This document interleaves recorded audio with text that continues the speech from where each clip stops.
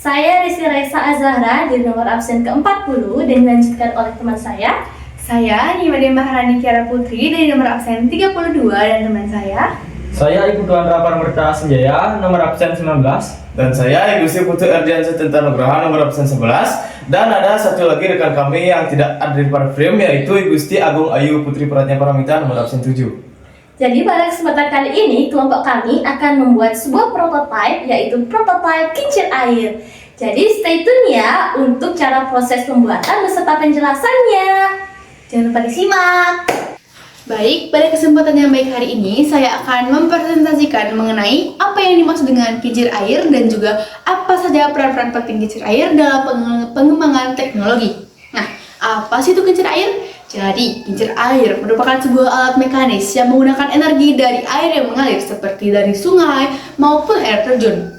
Air ini digunakan untuk memutar roda atau turbin. Gerakan putaran ini kemudian digunakan untuk menggerakkan mesin atau peralatan lainnya seperti alat penggiling gandum, pompa air, atau bahkan pembangkit listrik tenaga air atau PLTA. Selanjutnya kita akan masuk ke peran penting kincir air dalam pengembangan teknologi, yakni yang pertama sebagai sumber energi mekanik awal. Nah, sebelum mesin uap dan juga listrik, kincir air menyediakan tenaga untuk kegiatan produksi seperti menggiling gandum, menenun kain, dan juga memotong kayu. Lalu, peran yang penting kedua yaitu sebagai memicu inovasi teknik penggunaan kincir. Nah, air mendorong pengembangan roda gigi, sistem transmisi, dan teknik konstruksi bendungan dan juga saluran air. Lalu, peran penting kincir air yang ketiga yaitu awal revolusi industri kincir air mendukung pertumbuhan. Pabrik-pabrik awal di Eropa menjadikannya fondasi penting sebelum penggunaan tenaga uap. Lalu peran penting keempat yakni dasar teknologi energi terbarukan. Nah, konsep pemanfaatan energi alam tanpa bahan bakar fosil dari kincir air menjadi dasar dari pembangkit listrik tenaga air atau PLTA modern. Lalu yang terakhir atau yang kelima yaitu efisiensi produksi, memungkinkan produksi massal lebih cepat dan efisien dibandingkan tenaga manual, mendorong perkembangan ekonomi dan teknologi menjadi lebih maju. Baiklah, sekian yang bisa saya sampaikan. Terima kasih. Nah, berikut ini saya akan menjelaskan tentang bagaimana cara kerja dari kincir air. Nah, jadi arus air akan menggerakkan kincir. Nah, kemudian kincir tersebut akan dihubungkan kepada dinamo generator yang akan menghasilkan arus listrik. Kemudian arus listrik tersebut dihubungkan ke objek yang ingin dialiri listrik dan menyala. Nah, kali ini saya akan menjelaskan tentang energi yang terlibat dalam kincir air. Nah, energi yang terlibat dalam kincir air ini adalah energi potensial dari air yang berada di ketinggian, kemudian energi kinetik dari air yang arus air yang terjun ke bawah, dan kemudian energi mekanik dari putaran kincir, kemudian energi listrik yang dihasilkan oleh dinamo generator. Sekian, terima kasih. Pada kesempatan kali ini saya akan menjelaskan mengenai alat dan bahan dari pembuatan kincir air ini.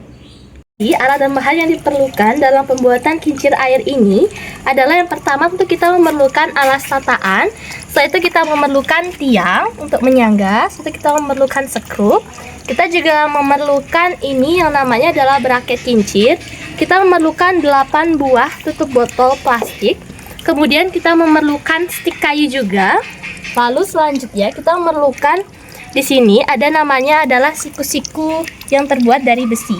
Kemudian selanjutnya kita akan membutuhkan yang namanya tatakan dinamo sebagai tempat dari dinamo yang akan kita pasang ini.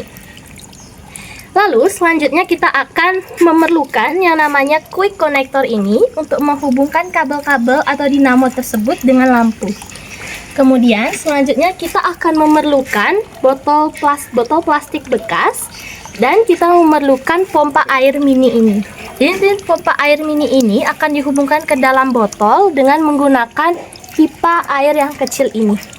Selanjutnya kita memerlukan tatakan kayu seperti ini sebagai tempat untuk menaruh botol plastik tersebut. Dan yang terakhir kita juga memerlukan yang namanya lampu. Untuk alat-alatnya sendiri kita juga memerlukan tentunya adalah lem tembak. Kemudian kita memerlukan obeng, kita memerlukan sebuah gunting untuk memotong. Dan solder untuk menghubungkan kabel-kabel tersebut. Jadi sekian yang dapat saya sampaikan dan terima kasih. Baiklah, saya di sini akan menjelaskan 3 manfaat dari kincir air. Manfaat yang pertama yaitu dapat menghasilkan energi listrik. Kincir air yang dihubungkan dalam dinamo atau generator dapat menghasilkan energi listrik yang cukup untuk menghidupkan satu lampu LED kecil dan juga dapat menghidupkan atau mengisi daya baterai. Manfaat yang kedua yaitu untuk edukasi sains dan teknologi, terutama dalam konsep energi terbarukan. Manfaat yang ketiga yaitu mengajarkan pemanfaatan energi yang ramah lingkungan dan berkelanjutan, khususnya pada aliran air. Selanjutnya ada kelebihan dan kekurangan kincir air. Yang pertama, energi terbarukan. Energi terbarukan adalah energi yang memerlukan air yang tidak terbatas. Yang kedua, biaya operasional relatif rendah. Saat pembangunan, biaya operasional lumayan mahal. Lalu saat perawatan, biaya relatif lumayan rendah. Yang ketiga, ada tidak menghasilkan emisi, seperti tidak menghasilkan polusi dan ramah lingkungan. Baiklah, itu tadi penjelasan dari kelompok kami tentang kincir air. Mohon maaf jika ada kesalahan dan terima kasih. Terima kasih.